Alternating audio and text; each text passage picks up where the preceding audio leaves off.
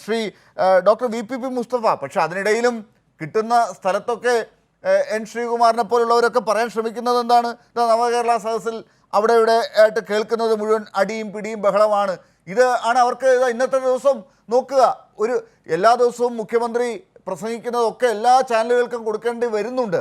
അവർക്ക് നിരാശയോടുകൂടിയാണെങ്കിലും മാധ്യമങ്ങൾക്ക് അതൊക്കെ ചർച്ച ചെയ്യേണ്ടി വരുന്നുണ്ട്. പക്ഷേ ഇന്നത്തെ ദിവസം ഒരു ഭാഗത്ത് ഗവർണറുണ്ട്, അവിടെ പ്രതിഷേധിക്കുന്ന SFI ഉണ്ട്. മറ്റൊരു ഭാഗത്ത് യൂത്ത് കോൺഗ്രസ്സുകാർ ഗവൺമെൻറ് വീട്ടിലേക്ക് മാർച്ച് നടത്തുന്നതുണ്ട്. ശരിയാണ്, എൻ ശ്രീകുമാർ നോക്കിയപ്പോൾ നവകേരള സദസ്സ് മാത്രമല്ല, ഇടയ്ക്ക് അവിടെ അടിയുണ്ട് പിടിയുണ്ട്. പറഞ്ഞുകൂടെ അവർക്കിങ്ങനെ? ശ്രീകുമാർ ചേട്ടൻ ധരിച്ച കണ്ണടയുടെ പ്രശ്നമാണ് ലാലെ. ശ്രീകുമാർ ചേട്ടൻ ആ കണ്ണട വെച്ചിട്ട് നവകേരള സദസ്സ് നോക്കാനാണ് വിചാരിച്ചത്. പക്ഷെ അദ്ദേഹം കണ്ടത് ഇവിടെ ശ്രീ സജീവൻ വിശദീകരിച്ചതുപോലെയുള്ള ഈ UDFന്റെ വിചാരണ സദസ്സാണ്. കാരണം UDFന്റെ വിചാരണ സദസ്സിൽ ആളില്ല, അത് പൊളിഞ്ഞ് പാളീസായിരിക്കുകയാണ്. അപ്പോൾ അദ്ദേഹം ആ കണ്ണട മാറ്റിയാൽ മതി. കണ്ണട മാറ്റിയാൽ അദ്ദേഹത്തിന് നവകേരള സദസ്സിനെ കുറിച്ച് അദ്ദേഹം പറഞ്ഞ വാചകങ്ങൾ മാറും. അപ്പോൾ അതുകൊണ്ട് ആ പ്രശ്നമില്ല. കാരണം അദ്ദേഹം പ്രതീക്ഷിച്ചത് അങ്ങനെയാണ്, നവകേരള സദസ്സ് ആളില്ലാതെ പൊളിഞ്ഞ് ഈ യൂത്ത് കോൺഗ്രസ്സുകാർ വന്നിട്ട് അവിടെ ഇവിടെയും ഒന്നോ രണ്ടോ കൊടി കാണിക്കുമ്പോൾ അവിടെ ഉണ്ടാകുന്ന പ്രശ്നം അതായിട്ട് അത് മാറും, അതിന് ശ്രദ്ധ കിട്ടില്ല എന്നാണ്. പക്ഷെ നേരെ തിരിച്ചാണല്ലോ സംഭവിച്ചിരിക്കുന്നത്. അദ്ദേഹത്തിൻ്റെ മനസ്സിലതുണ്ട്. പക്ഷെ അദ്ദേഹത്തിൻ്റെ കണ്ണട മറ്റേത് കണ്ടതുകൊണ്ട് ഈ ആളില്ലാത്ത വിചാരണ സദസ്സ്, UDFന്റെ വിചാരണ സദസ്സുണ്ട്. നിങ്ങൾ നോക്കൂ, ശ്രീ സജീവൻ സൂചിപ്പിച്ച തന്നെയാണ് ഞാനും വിശദീകരിക്കാൻ ആഗ്രഹിക്കുന്നത്. നിങ്ങളുടെ സമരത്തിൽ എന്തേ കരിങ്കൊടി കാണിക്കാൻ വേണ്ടിയിട്ട് യൂത്ത് ലീഗുകാർ വരാത്തത്, MSFകാർ വരാത്തത്? ഇപ്പം നിങ്ങൾ നോക്കി, ഇന്നിപ്പോൾ മലപ്പുറം ജില്ല കടന്നുപോയില്ലേ? ആ മലപ്പുറം ജില്ലയിൽ മുസ്ലിം ലീഗിനും MSFനും നല്ല സ്വാധീനമുണ്ടല്ലോ, യൂത്ത് ലീഗിന് എവിടെയും പ്രശ്നം ഉണ്ടായില്ലല്ലോ. കാസർഗോഡ് ജില്ലയിൽ ഞാൻ പറഞ്ഞല്ലോ, കാസർഗോഡും മഞ്ചേശ്വരവും മണ്ഡലങ്ങൾ ലീഗിൻ്റെ നിർണായക സ്വാധീനമാണ്. അവിടെ ഒരു യൂത്ത് ലീഗും കരിങ്കൊടി കാണിച്ചില്ലല്ലോ, ഒരു MSFും കരിങ്കൊടി കാണിച്ചില്ലല്ലോ. അപ്പോൾ എന്താണ് ഇപ്പോൾ കോട്ടയം, പത്തനംതിട്ട, ഇടുക്കി ജില്ലകൾ കഴിഞ്ഞു. ശ്രീ PJ ജോസഫിൻ്റെ നാടുൾപ്പെടെയാണ്, മോൻസ് ജോസഫിൻ്റെ നാടുൾപ്പെടെയാണ്. കേരള കോൺഗ്രസ് എന്ന് പറഞ്ഞ ഒരു കഷ്ടം UDFന്റെ കൂടെ അവരുടെ നേതൃത്വത്തിലുണ്ടല്ലോ, അവരാരും കാണിച്ചില്ലല്ലോ. പിറവം മണ്ഡലത്തിൽ പോയി, ആകെ TM ജേക്കബിൻ്റെ പാർട്ടിയുടെ ബാക്കിയുള്ളത് അദ്ദേഹത്തിൻ്റെ മകൻ്റെ പേരിൽ പിറവത്താണ്. അവിടെ ഈ അനൂപ് ജേക്കബിൻ്റെ പാർട്ടിക്കാർ കരിങ്കൊടി കാണിച്ചില്ലല്ലോ. CP ജോണിൻ്റെ ഒരു കഷ്ടം നിങ്ങളുടെ കൂടെയുണ്ട്. CP ജോണിന് സ്വാധീനമുള്ള ഒരു 4 ആളുള്ളിടത്ത് ആരും CP ജോണിന്റെ പാർട്ടിക്കാർ കരിങ്കൊടിയുമായിട്ട് വന്നില്ലല്ലോ. LDF ഒരുമിച്ചിട്ടാണ് ഉള്ളത്. LDFന്റെ 20 മന്ത്രിമാരും ഒരുമിച്ചിട്ടാണ് ഈ നവകേരള സദസ്സിൽ പോകുന്നത്. ഇടതുപക്ഷം ഒന്നാകെയാണ് ആ പരിപാടിയുടെ വിജയത്തിന് വേണ്ടി പ്രവർത്തിച്ചുകൊണ്ടിരിക്കുന്നത്. അപ്പൊ പിന്നെ എന്തേ UDFന്റെ ഭാഗമായിട്ട് അതുപോലെ ഒരുമിച്ച് ഇതിന് വരാത്തത്? നിങ്ങൾ പ്രഖ്യാപിച്ചതുപോലെ ഇത് ഒരു സമരമാണെങ്കിൽ അപ്പോൾ നിങ്ങളുടെ ഇടയിൽ തന്നെ കിടക്കുകയാണ് എങ്ങനെയാണ് ഈ നവകേരള സദസ്സിനെയും അതിൽ മുന്നോട്ട് വെക്കുന്ന നിലപാടുകളെയും നേരിടേണ്ടത്. അതില്ലാത്തതാണ് ഞാൻ പറഞ്ഞ പ്രശ്നം.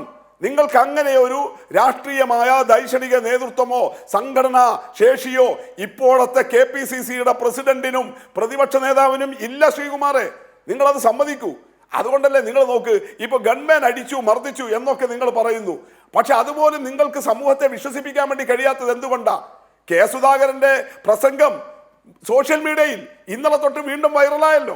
1993 കണ്ണൂർ ജില്ലയിൽ അദ്ദേഹം DCC പ്രസിഡന്റായിരിക്കുമ്പോൾ നാൽപ്പാടി വാസു എന്ന് പറയുന്ന CPIMന്റെ ഒരു പ്രവർത്തകനെ വെടിവെച്ചു കൊന്നു. ആരാ വെടിവെച്ചു കൊന്നത്? സുധാകരന്റെ ഗൺമാൻ. എന്നിട്ട് എന്താ സുധാകരൻ അതിനെ ന്യായീകരിച്ചത്? ഗൺമാന്റെ കയ്യിൽ തോക്ക് കൊടുത്തത് വെടിവെക്കാനാണ്, കാക്കയെ പായിക്കാനല്ല. ആ പ്രസംഗം ഇപ്പോഴും കിടക്കുകയാ. UDF ആണ് കേരളം ഭരിക്കുന്നത്. UDF കേരളം ഭരിക്കുമ്പോൾ ശ്രീ K. കരുണാകരൻ മുഖ്യമന്ത്രിയായിരിക്കുമ്പോൾ അന്നത്തെ കണ്ണൂർ DCC പ്രസിഡന്റ് ഗൺമാനെ ഉപയോഗിച്ച് ഒരു CPIM പ്രവർത്തകന് ഒരു സംഘർഷവും ഉണ്ടായിട്ടില്ല, ഒരു സമരവും ഉണ്ടായിട്ടില്ല. അവരിലവിടെ DCC പ്രസിഡന്റ് നയിച്ചു പോയ ജാഥ, ലാലെ, ആ ജാഥയുടെ പേര് തന്നെ ബഹുതമാശയാണ്, അക്രമവിരുദ്ധ ജാഥ. അക്രമവിരുദ്ധ ജാഥ നടത്തിയിട്ടാണ് ആ ജാഥയുടെ നായകന്റെ ഗൺമാൻ ഒരു CPM പ്രവർത്തകനെ വെടിവെച്ചു കൊന്നത്. എന്നിട്ട് അതിനെ ന്യായീകരിക്കുകയാണ്, ഗൺമാന് തോക്ക് കൊടുത്തത് വെടിവെക്കാനാണ്, കാക്കയെ പായിക്കാനല്ല എന്ന് പറഞ്ഞിട്ട്. ഇപ്പൊ ഇവിടെ ഈ പോലീസുകാരുടെ കാര്യങ്ങൾ പറഞ്ഞു. 2011 ഒക്ടോബറിൽ കോഴിക്കോട്ട് വെസ്റ്റ് ഹില്ലിലെ ഗവൺമെന്റ് എഞ്ചിനീയറിംഗ് കോളേജ്, ആ ഗവൺമെന്റ് എഞ്ചിനീയറിംഗ് കോളേജിന്റെ മുന്നിൽ സമരം ചെയ്ത SFI പ്രവർത്തകർക്ക് നേരെ അന്നത്തെ കോഴിക്കോട്ടെ അസിസ്റ്റന്റ് പോലീസ് കമ്മീഷണർ ഒരു രാധാകൃഷ്ണപിള്ള അദ്ദേഹത്തിന്റെ കൈത്തോക്കുമായിട്ട് പാഞ്ഞെടുക്കുന്നു. നേരെ വെടിവെക്കുകയാണ്. പോലീസ് മാനുവൽ അനുസരിച്ചിട്ട് ആൾക്കൂട്ടത്തെ പിരിച്ചുവിടാൻ ആദ്യം ആകാശത്തേക്കാണ് വെടിവെക്കേണ്ടത്. ആ ദൃശ്യങ്ങൾ നിങ്ങളൊന്ന് നോക്കൂ ശ്രീകുമാർ, നല്ല കണ്ണട വെച്ചിട്ട്. അതിൽ നേരിട്ട് ആ സമരം ചെയ്യുന്ന വിദ്യാർത്ഥികൾക്ക് നേരെ 4 റൗണ്ട് ഈ രാധാകൃഷ്ണപിള്ള വെടിവെക്കുക, അസിസ്റ്റന്റ് പോലീസ് കമ്മീഷണർ. അതില് അന്ന് നേതൃത്വം കൊടുത്തത് സഖാവ് പി ബിജു. ശ്രീകുമാർ ഇന്നില്ല ദൗർഭാഗ്യവശാൽ. കഴിഞ്ഞ കോവിഡ് സമയത്ത് കോവിഡ് ബാധിച്ച് ആ യുവ നേതാവ് മരിച്ചുപോയി. അന്ന് SFIയുടെ സംസ്ഥാന പ്രസിഡന്റായിരുന്നു അദ്ദേഹം. ഭിന്നശേഷിക്കാരനാണ് ശ്രീകുമാറെ. SFIയുടെ സംസ്ഥാന പ്രസിഡന്റ് സഖാവ് പി ബിജു ഭിന്നശേഷിക്കാരനായിരുന്നു. ഭിന്നശേഷിക്കാരനായ ആ വിദ്യാർത്ഥി നേതാവ് നേതൃത്വം കൊടുത്ത സമരത്തിന് നേരെയാണ് വെടിവെച്ചത്. വെറുതെ ലാത്തി കൊണ്ടോ അല്ലെങ്കിൽ പിന്നെ കൈകൊണ്ടോ ഒന്ന് തള്ളി മാറ്റുകയോ തലോടുകയോ അല്ല, വെടിവെക്കുകയാണ് ചെയ്തത്. ഭിന്നശേഷിക്കാരനായിരുന്നു ബിജു.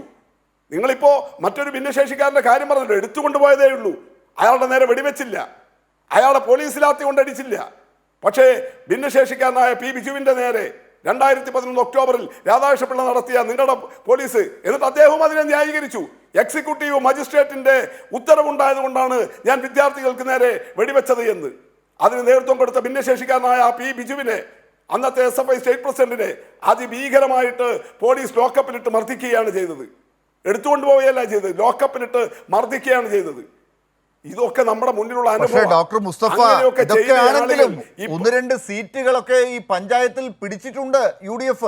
അതൊരു ലാഭമായി തന്നെ കാണും. ഇത്രയും പ്രവർത്തിച്ചതിന്റെ, വിയർപ്പൊഴുക്കിയതിന്റെ ഒരു ഫലമാണ് എന്ന് എൻ ശ്രീകുമാർ പറഞ്ഞു. അത് അല്ല ഞാൻ പറയുന്നത്, അങ്ങനെയെങ്കിലും സമാശ്വസിക്കാൻ അവർക്ക് വകുപ്പില്ലെങ്കിൽ വലിയ പിന്നെ ദുരന്തത്തിൽ അവർ ചെന്നുപെടും. കേരളം BJPക്ക് ഇനി അക്കൗണ്ട് തുറക്കാനുള്ള അവസരം ഉണ്ടാക്കി കൊടുക്കരുത്. ഇപ്പൊ ശ്രീകുമാർ പറയുന്നത് കേട്ടാൽ അവർ അഡ്ജസ്റ്റ്മെന്റിലേക്ക് പോവുകയാണ്. അദ്ദേഹം ചോദിച്ചത് കേട്ടില്ലേ, നിങ്ങൾ എന്തിനാണ് ഈ പിന്നെ ആരിഫ് മുഹമ്മദ് ഖാനെതിരെ സമരം ചെയ്യുന്നത്? SFI ആരിഫ് മുഹമ്മദ് ഖാനെതിരെ സമരം SFI മാത്രമല്ല ഇന്ന് നടത്തിയത് ശ്രീകുമാർ. ഇന്ന് തിരുവനന്തപുരത്തെ രാജ്ഭവനിലേക്ക് കേരളത്തിലെ അധ്യാപകരും ജീവനക്കാരും പിന്നെ സമരം നടത്തി. ആ സമീപനത്തെ, ആരിഫ് മുഹമ്മദ് ഖാന്റെ ഈ സമീപനത്തെ താങ്കൾ അംഗീകരിക്കുന്നുണ്ടോ? എന്നിട്ട് അവിടെ ഇപ്പോ ഒരു അല്പസമയം മുമ്പ് അദ്ദേഹം നടത്തിയ പ്രസംഗം എന്താ? മാധ്യമങ്ങളിലൂടെ കേരളത്തിലെ ഗവൺമെന്റിനെ ആക്ഷേപിച്ചു, മുഖ്യമന്ത്രിയെ വ്യക്തിപരമായിട്ട് ആക്ഷേപിച്ചു, കണ്ണൂരിനെ കുറിച്ച് മോശം പറഞ്ഞു. Kannur is a bloody place no, അങ്ങനെ എന്തോ ഒരു വാക്കാണ് അദ്ദേഹം ഉപയോഗിച്ചത്. നിങ്ങൾ നോക്ക്, ആരാ അദ്ദേഹം? ഉത്തർപ്രദേശിലെ RSSന്റെ BJPയുടെ ഒരു 3ാം കിട തരികിട നേതാവല്ലോ. ഇപ്പൊ അദ്ദേഹം ഇരിക്കുന്ന കസേര ഗവർണറുടേതല്ലേ. ആ ഗവർണർ അദ്ദേഹം പ്രതിനിധീകരിക്കുന്ന സംസ്ഥാനത്തെ ഗവൺമെന്റിനെ എങ്ങനെയാണ് അഡ്രസ് ചെയ്യേണ്ടത്? മൈ ഗവൺമെന്റ് എന്നല്ലേ. അങ്ങനെ മൈ ഗവൺമെന്റ്, എന്റെ സർക്കാർ എന്ന് കാണേണ്ട ഗവർണർ, എന്നിട്ട് ആ ഗവൺമെന്റിന് എന്തെങ്കിലും പ്രയാസങ്ങളോ പ്രതിസന്ധികളോ വരുന്നുണ്ടെങ്കിൽ അത് പരിഹരിക്കാൻ കൂട്ടായ നേതൃത്വം നൽകാൻ തയ്യാറാകേണ്ട ഗവർണർ ഒരു രാഷ്ട്രീയ പ്രസംഗമല്ലേ ഇന്ന് നടത്തിയത്? ഇതിന് ഗവർണർ എന്ന് വിളിക്കാൻ പറ്റുമോ? അങ്ങനെ ഒരാൾക്കെതിരെ സമരം ചെയ്യേണ്ടത് നമുക്ക്? നിങ്ങളെ പാർട്ടിയെ വഞ്ചിച്ചയാളാണ്.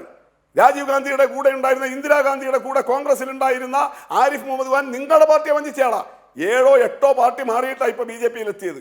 ആ ആരിഫ് മുഹമ്മദ് ഖാനെ വേണ്ടിയിട്ട് ന്യായീകരിക്കാൻ അയാൾക്കെതിരെ ഞങ്ങൾ സമരം ചെയ്യില്ല. ശ്രീകുമാർ മാത്രമല്ല പറയുന്നത്, VD സതീശനും രമേശ് ചെന്നിത്തലയും ഇന്നലെ നടത്തിയ പ്രസ്താവന എന്താ? ആരിഫ് മുഹമ്മദ് ഖാനെതിരെ ഞങ്ങൾ സമരം ചെയ്യില്ല, കേന്ദ്രത്തിനെതിരെ ഞങ്ങൾ സമരം ചെയ്യില്ല. പക്ഷേ മിനിഞ്ഞാന്ന് ശ്രീ PK കുഞ്ഞാലിക്കുട്ടി ഒരു ചാനലിലെ അഭിമുഖത്തിൽ പറഞ്ഞത് എന്താ? ഞങ്ങൾ തയ്യാറാണ് കേന്ദ്ര സർക്കാർ കേരളത്തോട് കാണിക്കുന്ന വിവേചനത്തിനെതിരെ യോജിച്ച് പോരാടാൻ.